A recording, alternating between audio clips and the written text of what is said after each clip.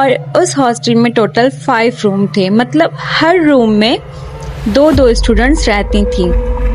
और बेंगलोर में जिस एरिया में वो हॉस्टल था वो एरिया बहुत प्राइजी था, बट इस हॉस्टल का रेंट बहुत ही कम था। इसलिए काजल तो खुश हो गई और इसके मम्मी पापा भी खुश हो गए। पहले दिन काजल के मम्मी पापा उसको हॉस्टल में छोड़ने गए और उसका सारा सामान हॉस्टल में सेट कर दिया। काजल के रूम में एक और नई लड़की आई थी जिसका नाम था स्नेहा, और वो दोनों उसी साल में उसी सेशन में बेंगलोर गई थी। पहले दिन काजल हॉस्टल में बहुत ज़्यादा एक्साइटेड थी और उसने स्नेहा के साथ काफ़ी अच्छी फ्रेंडशिप भी कर ली।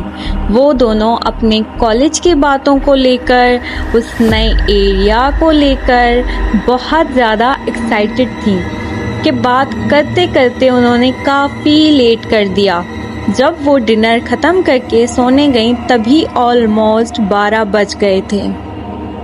काजल और स्नेहा दोनों को रूम, फिर भी वो बहुत ज़्यादा कोशिश कर रही थी कि वो सो जाए, क्योंकि नेक्स्ट डे उसको कॉलेज भी जाना था।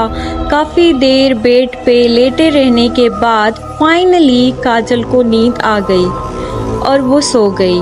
काजल तो काफ़ी अच्छे से सो रही थी, लेकिन एडजस्ट करने में टाइम लगता है तो इसीलिए शायद वो डर रही है और इसीलिए उसको ऐसा फील हुआ। स्नेहा काजल को अच्छे से समझा देती है और फिर वो दोनों लाइट्स ऑन करके ही सो जाती हैं। फिर नेक्स्ट डे काजल अपने कॉलेज चली जाती है और स्नेहा अपने कॉलेज चली जाती है।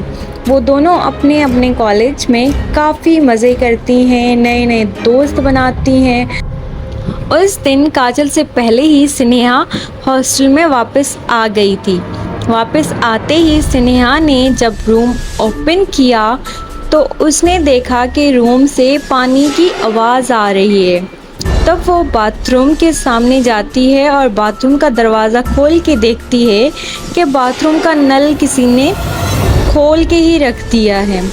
फिर वो सोचती है कि वो लोग तो सारा दिन हॉस्टल में नहीं थे और मैं तो नल खुला रख के बाथरूम से बात नहीं की, और रात को दोनों अपने अपने डिनर ख़त्म करके सो गई। इस दिन भी काजल को सोने में काफ़ी प्रॉब्लम हो रही थी। उसको महसूस हो रहा था कि रूम में उन दोनों के अलावा भी कोई और है।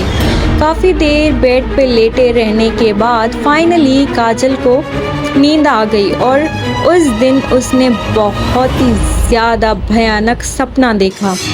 उसने देखा कि उस और बोल